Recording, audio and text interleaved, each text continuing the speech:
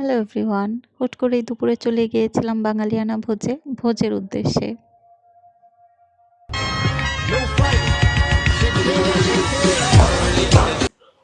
আজকে চলে এসেছি বাঙালিয়ানা ভোজে মোহাম্মদপুরের শাখায়। আমি মিরপুরের শাখায় সবসময় যাই, আমার খুব ভাল লাগে ওদের প্যাকেজগুলা। তবে আজকে একটু ডিফারেন্ট কিছু ট্রাই করছি। আজকে 169 টাকার যে জনপ্রতি প্লেটার ওনাদের, সেটা ট্রাই করছি না। আমরা যেটা যেটা খেতে চাই স্পেসিফিক, শুধু সেগুলাই নিচ্ছি। খাবার আসে তো আপনাদের সাথে শেয়ার করব। এই যে আমাদের খাবার চলে এসছে। আমরা বলেছিলাম যে আমাদের পছন্দের কিছু জিনিস নিব। এটা হচ্ছে শুটকি ভর্তা, এটা টাকি মাছের ভর্তা, এটা মেবি ইলিশ আর হাঁস, আর এটা মগজ ভুনা, এটা ডাল। ওদের ডালটা খুবই মজা হয়, আমি যেহেতু প্রায় সময় খাই আমি জানি। চলুন তাহলে একটু খেয়ে দেখি কেমন হয়েছে। প্রথমে টাকি মাছের ভর্তা দিয়ে ট্রাই করি। শুধু টাকিটাই খাই। বিসমিল্লাহ। স্মেলটা অনেক সুন্দর আসতেছে।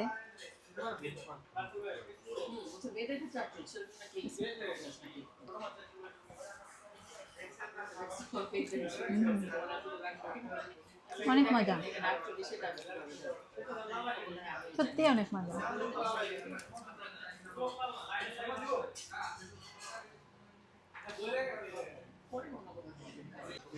ওকে,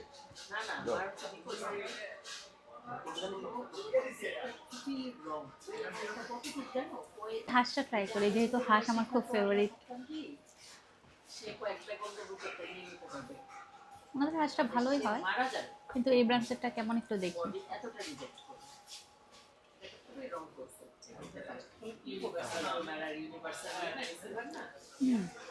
মজা।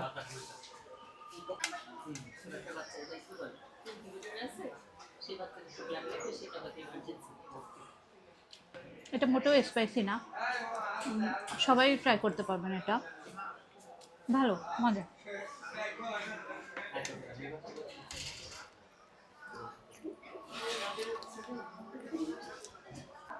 এখন একটু মগজটা ট্রাই করবো। এই প্রথমবার এই মগজটা নেয়া, আমি আগে কখনো মগজ খাইনি এখানে।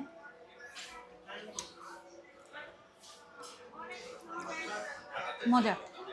মগজটা আবার একটু স্পাইসি মনে হলো। মগজ যদিও বা একটু স্পাইসি মজা লাগে।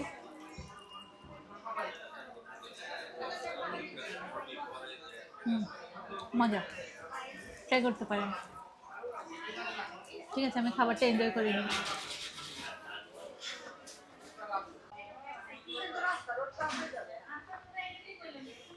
অনেকটা গরম পড়ে গেছে তো, শীতের আমাজ অনেকটাই নেই, তাই আজকে আমরা একটু লাচ্ছি ট্রাই করলাম।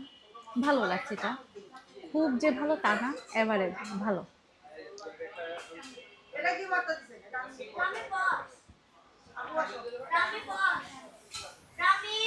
আমার খাবার দাবারের সমাপ্তি হয় চা দিয়ে, তাই চাটা খেয়ে নিলাম এবং মেট্রো করে আবার মিরপুরের উদ্দেশ্যে রওনা হলাম।